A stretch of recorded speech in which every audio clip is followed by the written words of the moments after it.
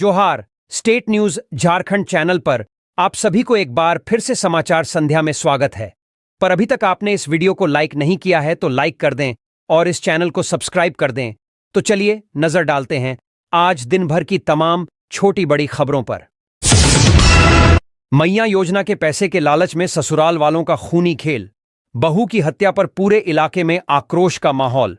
गढ़वा जिला से एक हैरान कर देने वाली घटना सामने आई है, जहां मैया सम्मान योजना की राशि के लिए परिवार वालों ने अपनी बहू को मौत के घाट उतार दिया। एक तरफ सरकार महिलाओं को आर्थिक रूप से सशक्त करने के लिए मैया योजना लेकर आई। इसके तहत महिलाओं को हर महीने 2500 रुपये दिए जा रहे हैं, लेकिन होली के मौके पर 3 महीने की एक मुश्त राशि 7500 रुपये भेजे जा रहे हैं। लेकिन मैया योजना की राशि ही एक महिला की जान की दुश्मन बन गई। दरअसल गढ़वा जिले के रंका थाना क्षेत्र के मानगांव गांव में एक महिला की हत्या उसके ससुराल वालों ने कर दी। हत्या का कारण मुख्यमंत्री मैया सम्मान योजना के तहत मिले 7500 रुपये बताए जा रहे हैं। मृतका का नाम शकीना बीबी बताया जा रहा है। शकीना से पति सास और दादी सास ने पैसे मांगे थे, लेकिन शकीना ने पैसे देने से इनकार कर दिया, जिसके बाद उसकी गला दबाकर हत्या कर दी गई। वहीं मृतका के मायके वालों का आरोप है कि हत्या को आत्महत्या का रूप देने के लिए शव को पेड़ से लटका दिया गया। हालांकि पुलिस ने पति खुर्शीद अंसारी को गिरफ्तार कर लिया है, तो वहीं सास और दादी सास फरार हो गईं। मीडिया रिपोर्ट्स के मुताबिक शकीना बीबी के बैंक खाते में मैया सम्मान योजना के तहत मिलने वाली जनवरी, फरवरी और मार्च महीने की राशि 7500 रुपये आई थी। वहीं शकीना जब पैसे निकालकर घर लौटी तो उसके पति खुर्शीद अंसारी, सास रोजनी बीबी और दादी सास नजमा बीबी ने उससे पैसे मांगने शुरू कर दिए, लेकिन शकीना ने शुरू में पैसे देने से इनकार कर दिया। इस योजना के तहत मिले पैसों पर उसका पूरा हक था, लेकिन ससुराल वालों का दबाव बढ़ता गया।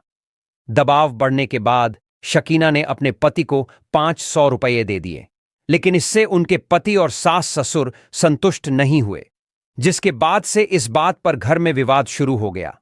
विवाद इतना बढ़ गया कि तीनों ने मिलकर शकीना की पिटाई शुरू कर दी, जिससे उसकी मौत हो गई। जिसके बाद शव को पेड़ से बांधकर खुदकुशी का रूप दे दिया गया। रोज मोहम्मद अंसारी अपनी बेटी के ससुराल पहुंचे और मामले की पूरी जानकारी ली। उन्होंने रांका थाने में इस घटना की शिकायत दर्ज कराई। पुलिस ने तुरंत कार्रवाई करते हुए शकीना के पति खुर्शीद अंसारी को गिरफ्तार कर लिया। पुलिस सास और दादी सास की गिरफ्तारी के लिए छापेमारी कर रही है। हेमंत कैबिनेट की बैठक में 31 प्रस्तावों पर लगी मुहर। आंधी तूफान व लू आपदा घोषित। झारखंड सरकार की कैबिनेट बैठक खत्म हो गई है। इस बैठक की अध्यक्षता सीएम हेमंत सोरेन ने की। इसमें कुल 31 प्रस्ताव पारित किए गए। बैठक के दौरान कई विभागों के अधिकारी मौजूद रहे। कैबिनेट की बैठक में जेपीएसएससी का अध्यक्ष बनाए जाने के प्रस्ताव को घटनोत्तर स्वीकृति, उच्च न्यायालय के आदेश पर 3 कर्मियों की सेवा नियमित स्वर्गीय नागेंद्र सिन्हा एयर एम्बुलेंस से ले जाने के व्यय की मंजूरी, ओरमांझी जैविक उद्यान में भगवान बिरसा की प्रतिमा लगाने से संबंधित कई प्रस्ताव मंजूर किए गए। इसके साथ ही रांची में बनने वाले 5000 मेट्रिक टन क्षमता के कोल्ड स्टोरेज के लिए 11,65,41,000 की स्वीकृति दी गई। झारखंड में आंधी तूफान और लू को आपदा घोषित किया गया। राज्य के अधीन जनजाति और आदिवासी टोला में बिजली के लिए 55.9 करोड़ की स्वीकृति दी गई। सीएम ने लॉ एंड ऑर्डर को लेकर की समीक्षा बैठक। होली ईद में सुरक्षा के पुख्ता इंतजाम के दिए निर्देश। सीएम हेमंत सोरेन ने बुधवार को विधि व्यवस्था को लेकर समीक्षा बैठक की। इस बैठक में मुख्य सचिव, गृह सचिव, डीजीपी, आईजी, डीआईजी और सभी जिलों के डीसी ऑफ एसपी शामिल हुए। समीक्षा बैठक के दौरान सीएम ने पुलिस अधिकारियों को होली और ईद में सुरक्षा के पुख्ता व्यवस्था करने का निर्देश दिए। इसके अलावा बैठक के दौरान अमन साहू एनकाउंटर मामले की भी जानकारी ली। साथ ही एनटीपीसी डीजीएम की हत्या मामले के बारे में जाना। मौके पर डीजीपी अनुराग गुप्ता ने कहा कि त्योहारों में सुरक्षा व्यवस्था पुख्ता रहेगी। अधिकारियों को निर्देश दिया गया है। इस बैठक में विधि व्यवस्था पर समीक्षा के अलावा भी राज्य में नक्सल, संगठित आपराधिक गिरोह, अवैध खनन, नारकोटिक्स जैसे कई अहम मुद्दों पर भी चर्चा की गई। मुख्यमंत्री हेमंत सोरेन ने पुलिस अधिकारियों को निर्देश दिए हैं कि होली, सरहुल, ईद और रामनवमी जैसे त्योहारों के दौरान राज्य में बेहतर विधि व्यवस्था हर हाल में सुनिश्चित की जाए। उन्होंने कहा कि अपराध मुक्त वातावरण में आपसी प्रेम सौहार्द के साथ पर्व त्योहार मनाया जाना चाहिए। राज्य के किसी भी क्षेत्र में किसी भी प्रकार की अप्रिय घटना, सांप्रदायिक तनाव और विवाद की स्थिति उत्पन्न न हो, इस पर पुलिस पूरी मुस्तैदी के साथ अलर्ट मोड पर रहे। मुख्यमंत्री ने कहा कि जिन क्षेत्रों में सांप्रदायिक तनाव अथवा विवाद की संभावनाएं रहती हैं, उन क्षेत्रों में विशेष चौकसी बरती जाए। मुख्यमंत्री ने पुलिस अधिकारियों से चिन्हित संवेदनशील क्षेत्रों में शांति समिति के साथ निरंतर बैठक कर समन्वय स्थापित करने का निर्देश दिया है। भीड़ भाड़ वाले स्थानों और धार्मिक स्थलों पर पुलिस बल की तैनाती करें और शरारती तत्वों पर कड़ी नजर रखें। सांप्रदायिक सौहार्द बिगाड़ने वाले पर कड़ी कार्रवाई सुनिश्चित करें। मुख्यमंत्री ने यह भी निर्देश दिया कि त्योहारों के दौरान सोशल मीडिया पर कड़ी निगरानी रखी जाए और अफवाह फैलाने वालों के खिलाफ सख्त कार्रवाई की जाए। बैठक में पुलिस महानिदेशक अनुराग गुप्ता ने अपराध नियंत्रण को लेकर किए जा रहे कार्यों की जानकारी दी। गौरतलब है कि झारखंड विधानसभा में 10 मार्च को राज्य में बिगड़ती कानून व्यवस्था का मुद्दा उठा था। नेता प्रतिपक्ष और भाजपा के प्रदेश अध्यक्ष बाबूलाल मरांडी ने सदन में यह मुद्दा उठाया था। बाबूलाल ने सदन में कहा था कि झारखंड में कानून व्यवस्था चरमरा गई है। रांची में एक कोयला व्यापारी को गोली मार दी गई। फिर एक साधु समेत 2 लोगों की हत्या कर दी गई। रविवार को एनटीपीसी के एक अधिकारी की भी हत्या कर दी गई। इसको लेकर विपक्षी दल भारतीय जनता पार्टी के विधायकों ने जमकर हंगामा किया था। विधायकों ने इस मुद्दे पर सदन में चर्चा की मांग की थी। अपनी मांग के समर्थन में भाजपा विधायक वेल में चले गए थे और जमकर नारेबाजी की थी। विधायक ने ससुर के नाम पर आयोजित कार्यक्रम के लिए उपायुक्त से 20,75,000 रुपए मांगे। विधायक श्वेता सिंह ने अपने ससुर समरेश सिंह के नाम पर आयोजित होने वाले खेल महोत्सव के लिए उपायुक्त से 20,75,000 रुपए की मांग की है। खेल महोत्सव का आयोजन यूनिक एंड यूनिटी फाउंडेशन द्वारा किया जाना है। उपायुक्त के पत्र के साथ फाउंडेशन द्वारा दिए गए अनुमानित खर्च के ब्यौरे को भी संलग्न किया गया है। विधायक द्वारा उपायुक्त को लिखे गए पत्र में कहा गया है कि यूनिक एंड यूनिटी फाउंडेशन के आवेदन प्राप्त हुआ है। इसमें यह बताया गया है कि अंतर्राष्ट्रीय खेल दिवस के अवसर पर 8 अप्रैल से 13 अप्रैल तक बोकारो के पूर्व विधायक व झारखंड सरकार में मंत्री रहे स्वर्गीय समरेश सिंह जी के नाम पर खेल महोत्सव आयोजित करना है। स्वर्गीय समरेश सिंह अपने समय के उत्कृष्ट फुटबॉल खिलाड़ी रहे हैं। उन्होंने अपने कार्यकाल में बोकारो में प्रथम आधुनिक व्यायामशाला बनाने का ऐतिहासिक कार्य किया था। इस महोत्सव में एथलेटिक्स, योग, आर्म रेसलिंग, आत्मरक्षा प्रशिक्षण, कराटे, राइफल शूटिंग सहित अन्य खेलों का आयोजन किया जाएगा। विधायक ने अपने पत्र में कहा है कि इस आयोजन में करीब 20,75,000 रुपए की आवश्यकता होगी। अतः इनके आवेदन के आधार पर खेल महोत्सव के सफल संचालन हेतु मांग की गई राशि उपलब्ध कराने का समुचित निर्णय लें।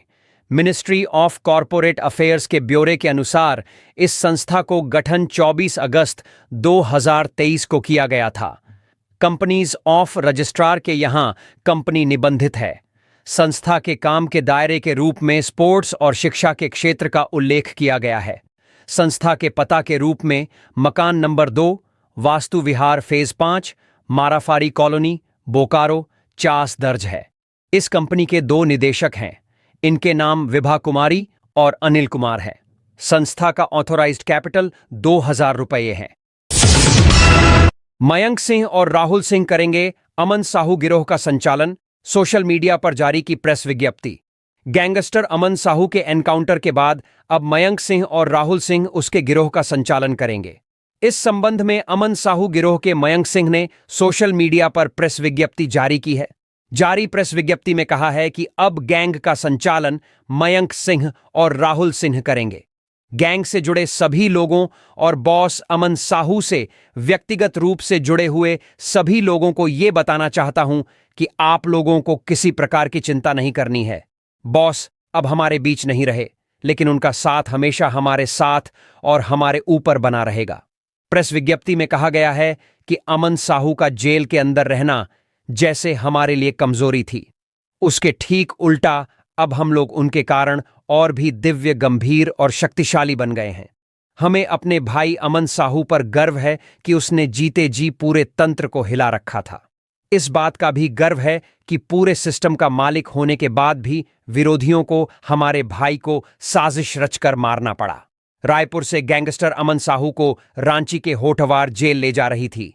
इसी दौरान पलामू के चयनपुर थाना क्षेत्र के अंधारी ढोढ़ा के पास 11 मार्च की सुबह कुछ अपराधियों ने गाड़ी पर हमला किया और अमन साहू को छुड़ाने की कोशिश की। इस दौरान अमन साहू मारा गया। एफआईआर के अनुसार एटीएस को 38 राउंड गोलियां चलानी पड़ी। इस दौरान उनका एक जवान भी घायल हो गया। एटीएस इंस्पेक्टर प्रमोद कुमार सिंह ने एफआईआर में बताया कि अभियुक्त अमन साहू को होटवार जेल शिफ्ट करने का आदेश मिला था। इसी क्रम में 9 मार्च को सुबह 11 बजे एटीएस की टीम रांची के धुरवा कैंप से रायपुर के लिए रवाना हुई। 10 मार्च को रात 8:30 पर रायपुर सेंट्रल जेल से अमन साहू को एटीएस को सौंपा गया। अमन साहू को स्कॉर्पियो गाड़ी में बैठाया गया था और 2 गाड़ियां आगे पीछे स्कॉट कर रही थीं। पूरी टीम रायपुर, अंबिकापुर, रामानुजगंज और रमकंडा होते हुए रांची आ रही थी। जब 11 मार्च को एटीएस की टीम पलामू के चैनपुर थाना क्षेत्र के अंधारी ढोढ़ा के पास पहुंची तो 6 से 7 अज्ञात अपराधियों ने पूर्व दिशा की तरफ से उनकी गाड़ी पर बम से हमला किया। इस दौरान अपराधियों ने ताबड़तोड़ गोलीबारी भी की। हमलावरों का इरादा हथियार छीनने और सभी की जान लेने का था। इस बीच जवानों ने भी जवाबी कार्रवाई में फायरिंग की। मुठभेड़ में ढेर गैंगस्टर अमन साहू के भाई आकाश की औपबंधिक जमानत पर सुनवाई पूरी। गैंगस्टर अमन साहू के अंतिम संस्कार और अन्य क्रियाकर्म में शामिल होने के लिए उसके छोटे भाई आकाश साहू द्वारा मांगी गई औपबंधिक जमानत यानी प्रोविजनल बेल याचिका पर रांची एनआईए की विशेष कोर्ट में सुनवाई हुई। बुधवार की सुनवाई के दौरान एनआईए और आकाश साहू की बहस सुनने के बाद कोर्ट ने अपना फैसला सुरक्षित रख लिया। अब कोर्ट क्या फैसला सुनाता है, यह देखना महत्वपूर्ण होगा। बता दें कि मुठभेड़ में मारे गए गैंगस्टर अमन साहू के भाई आकाश साहू ने रांची सिविल कोर्ट से औपबंधिक जमानत मांगी है। उसने एनआईए की विशेष कोर्ट में याचिका दाखिल कर 13 दिनों की औपबंधिक जमानत मांगी है। आकाश साहू फिलहाल होठवार जेल में बंद है। नगर निगम कर्मियों का अनशन 8वें दिन समाप्त। अप्रैल से मिलेगी फैमिली पेंशन। नगर निगम कर्मियों का 5 मार्च से शुरू अनिश्चितकालीन अनशन बुधवार को 8वें दिन समाप्त हो गया। निगम प्रशासन के अप्रैल से फैमिली पेंशन देने के आश्वासन के बाद कर्मचारियों ने अपना अनशन खत्म किया। निगम प्रशासन की ओर से उप प्रशासक गौतम प्रसाद, सहायक प्रशासक चंद्रदीप कुमार और अन्य अधिकारियों ने अनशन स्थल पर पहुंचकर कर्मियों को गन्ने का जूस पिलाकर अनशन समाप्त कराया। नगर निगम प्रशासन ने आश्वासन दिया है कि अप्रैल से सभी पात्र कर्मियों को फैमिली पेंशन दी जाएगी। यह पेंशन झारखंड हाईकोर्ट के निर्देशों के आलोक में पहले 3 कर्मचारियों को दी गई पेंशन की तर्ज पर ही मिलेगी। गौरतलब है कि हाईकोर्ट के आदेश के तहत पहले 3 कर्मचारियों को फैमिली पेंशन मिलनी शुरू हो चुकी है। उसी प्रक्रिया के तहत अब अन्य पात्र कर्मियों को भी पेंशन दिए जाने की बात कही गई है। बता दें कि मंगलवार को अनशनकारी कर्मियों ने घोषणा की थी कि यदि उनकी मांगों पर कोई ठोस निर्णय नहीं लिया गया तो वे बुधवार को सामूहिक आत्मदाह करेंगे। इसके बाद नगर निगम प्रशासन हरकत में आया और कर्मियों से बातचीत कर समाधान निकाला। अब निगम कर्मियों को उम्मीद है कि अप्रैल से उन्हें पेंशन मिलनी शुरू हो जाएगी और उनके परिवार की आर्थिक स्थिति में सुधार आएगा। रांची नगर निगम ने होली पर सफाई व्यवस्था को लेकर जारी किया आदेश। नगर निगम ने होली उत्सव के मद्देनजर शहर में साफ सफाई व्यवस्था को लेकर विशेष निर्देश दिए हैं। इससे संबंधित आदेश नगर निगम के सहायक प्रशासक ने जारी की है। जारी आदेश के अनुसार सभी मल्टीपर्पस सुपरवाइजर, जोनल सुपरवाइजर और अन्य संबंधित अधिकारियों 13 मार्च होलिका दहन से पहले और 14 मार्च को होली के बाद साफ सफाई और स्वच्छता का ख्याल रखने के लिए कहा गया है। साथ ही सभी अधिकारियों को इन निर्देशों का सख्ती से पालन करने को कहा गया है। नगर निगम ने नागरिकों से भी अपील की है कि वे स्वच्छता बनाए रखने में सहयोग करें और होली के दौरान सफाई संबंधी नियमों का पालन करें। सुपरवाइजर और अन्य संबंधित अधिकारियों को दिए गए ये निर्देश होलिका दहन के पश्चात तुरंत राख और अवशेषों को उठाने की व्यवस्था की जाए। मुख्य सड़कों पर विशेष सफाई अभियान चलाया जाए। नियमित रूप से कचरे का समुचित निस्तारण सुनिश्चित किया जाए। सार्वजनिक स्थलों पर सफाई बनाए रखने के लिए निगरानी की जाए। गंदगी फैलाने वालों पर आवश्यक कार्रवाई की जाए।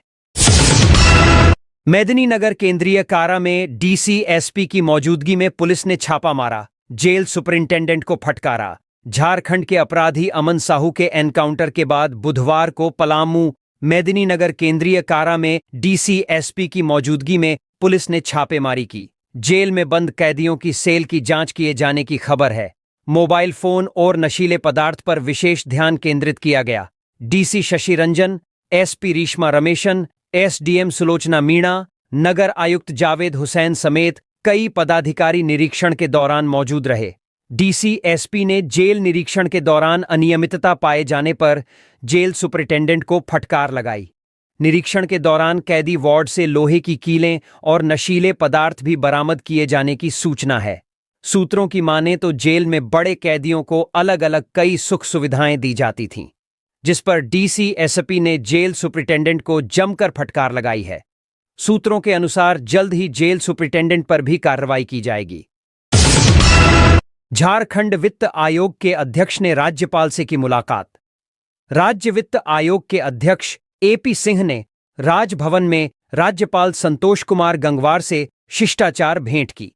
इस अवसर पर सिंह ने राज्यपाल को झारखंड राज्य के 5वें वित्त आयोग का प्रथम प्रतिवेदन समर्पित किया। इस दौरान राज्यपाल ने आयोग की कार्यप्रणाली और उसके महत्व पर चर्चा की। रांची नगर निगम का पोर्टल एक हफ्ते से ठप, जन्म मृत्यु प्रमाण पत्र नहीं बनने से जनता बेहाल। नगर निगम की लापरवाही आम जनता पर भारी पड़ रही है। पिछले एक सप्ताह से रांची नगर निगम का पोर्टल ठप पड़ा है, जिससे जन्म और मृत्यु प्रमाण पत्र जारी नहीं हो पा रहा है। इस तकनीकी खामी के चलते लोग लगातार नगर निगम के चक्कर काट रहे हैं, लेकिन हर बार उन्हें निराश होकर लौटना पड़ रहा है। जब इस मुद्दे पर नगर निगम के सहायक प्रशासक मुकेश कुमार रंजन से सवाल किया गया, तो उन्होंने स्वीकार किया कि पिछले एक सप्ताह से पोर्टल में समस्याएं हो रही हैं। उन्होंने कहा कि हमारी टीम इसे ठीक करने में लगी हुई है, लेकिन इसमें कितना समय लगेगा यह नहीं कहा जा सकता। यानी नगर निगम के पास न तो कोई ठोस समाधान है और न ही कोई टाइमलाइन। इस समय स्कूलों में एडमिशन की प्रक्रिया चल रही है और जन्म प्रमाण पत्र इसकी जरूरी शर्तों में से एक है, लेकिन नगर निगम का पोर्टल ठप होने के कारण अभिभावकों को भारी परेशानियों का सामना करना पड़ रहा है। कई अभिभावक बार बार नगर निगम के दफ्तर की चक्कर लगा रहे हैं, लेकिन उन्हें सिर्फ यह जवाब मिल रहा है कि सिस्टम डाउन है। जनता का कहना है कि नगर निगम की लापरवाही उनकी मुश्किलें और बढ़ा रही है। पहले से ही सरकारी दफ्तरों में काम की धीमी रफ्तार से लोग परेशान रहते हैं और अब इस तकनीकी गड़बड़ी ने हालात और बिगाड़ दिए हैं। सबसे बड़ा सवाल यह है कि अगर पोर्टल हफ्तों तक बंद रहेगा तो लोग अपने जरूरी दस्तावेजों के लिए कहां जाएंगे? क्या नगर निगम के पास कोई बैकअप प्लान नहीं था? इस लापरवाही का खामियाजा जनता को भुगतना पड़ रहा है। नगर निगम को चाहिए कि इस समस्या का समाधान तत्काल निकाले और जनता की परेशानी को गंभीरता से ले, नहीं तो जनता का गुस्सा प्रशासन पर भारी पड़ सकता है। रामगढ़ जेल में हुई छापेमारी, ताश के डिब्बे में छिपाकर रखे गए थे पैसे। एसपी अजय कुमार के नेतृत्व में बीती रात रामगढ़ उपकारा का औचक निरीक्षण जिला प्रशासन के अधिकारियों और बड़ी संख्या में पुलिसकर्मियों ने किया। उपकारा के एक एक बैरक के साथ साथ किचन की तलाशी ली गई, जिसमें उपकारा के वार्ड किचन से ताश के बॉक्स में 8,900 रुपये, ताश के पत्ते, कागज में लिखा हुआ मोबाइल नंबर व तंबाकू जैसा आपत्तिजनक सामान बरामद हुआ है। रामगढ़ एसपी अजय कुमार के नेतृत्व में छापेमारी में जिला प्रशासन के एसडीओ, अंचल अधिकारी के साथ साथ रामगढ़ थाना व रजरप्पा थाना, पुलिस के साथ भारी संख्या में पुलिस बल छापेमारी में शामिल थे। अचानक हुई छापेमारी के दौरान उपकारा में बंद कैदियों में हड़कंप मच गया।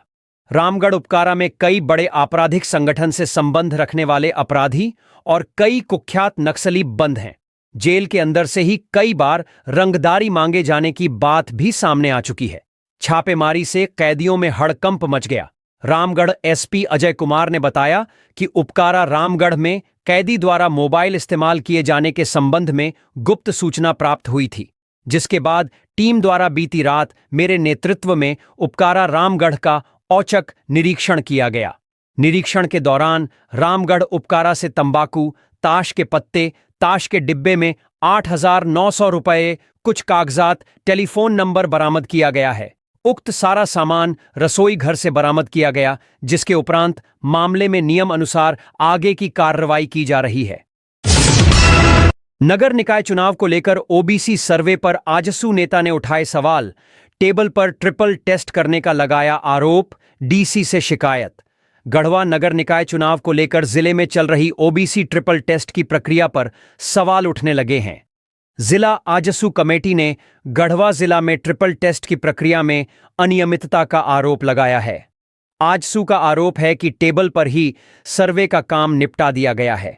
इसे लेकर आजसू पार्टी के जिला अध्यक्ष दीपक शर्मा ने डीसी से मिलकर ज्ञापन सौंपा है। डीसी को सौंपे गए ज्ञापन में कहा गया है कि नगर निकाय चुनाव को लेकर न्यायालय के आदेश के आलोक में नगर निकाय क्षेत्रों में पिछड़ी जाति को आरक्षण देने के पूर्व ट्रिपल टेस्ट के लिए डोर टू डोर सर्वे किया जाना था, लेकिन गढ़वा नगर परिषद, मझियाव नगर पंचायत और नगर ऊंटरी नगर पंचायत के किसी भी वार्ड में यह कार्य नहीं किया गया। आरोप है कि पदाधिकारियों ने ऑफिस में बैठे बैठे ही ट्रिपल टेस्ट सर्वे कर पिछड़ा वर्ग आयोग को रिपोर्ट सौंप दिया है। ऐसे में आजसू पार्टी ने सवाल खड़े किए हैं। आजसू पार्टी के जिला अध्यक्ष दीपक शर्मा ने कहा कि सही तरीके से ट्रिपल टेस्ट नहीं होने से पिछड़ा वर्ग के लोगों को समुचित अधिकार नहीं मिल सकेगा। इसलिए आजसू पार्टी लगातार पिछड़ा वर्ग के अधिकार के लिए सड़क से सदन तक और न्यायालय तक लड़ते आ रही है। आजसू पार्टी के जिलाध्यक्ष ने डीसी से अनुरोध किया है कि फर्जी ट्रिपल टेस्ट को रद्द कर नए सिरे से जिले के तीनों नगर परिषद क्षेत्र में ट्रिपल टेस्ट और डोर टू डोर सर्वे करने का कार्य करते हुए पिछड़ा वर्ग के लोगों को समुचित अधिकार देने का काम करें। इधर इस मामले में गढ़वा नगर परिषद के कार्यपालक पदाधिकारी सुशील कुमार ने कहा कि जो गाइडलाइन आया था उसी के तहत ट्रिपल टेस्ट कराया गया है। पहले विभाग से मेरे पास आया, फिर हमने सभी वार्ड में कमेटी बनाकर सर्वे कराया, फिर रिपोर्ट डीसी कार्यालय भेजी गई है। उसके बाद दोबारा जांच हुई। जांच करने आयोग के अधिकारी गढ़वा पहुंचे और उन्होंने भी स्थल वेरिफिकेशन किया, जिसके बाद सर्वे पूरा किया गया। उन्होंने कहा कि ट्रिपल टेस्ट को लेकर कुछ लोग राजनीति कर रहे हैं। यदि उनकी कोई समस्या है तो सामने आकर रखें, समस्या का निदान किया जाएगा। तो ये थी आज दिन भर की कुछ मुख्य बड़ी खबरें। जुड़े रहे इस चैनल के साथ। ऐसे ही आपको इस चैनल के माध्यम से झारखंड की तमाम छोटी बड़ी खबरों का अपडेट मिलता रहेगा। मिलते हैं फिर से अगले वीडियो में, तब तक हमें इजाजत दीजिए। जोहार।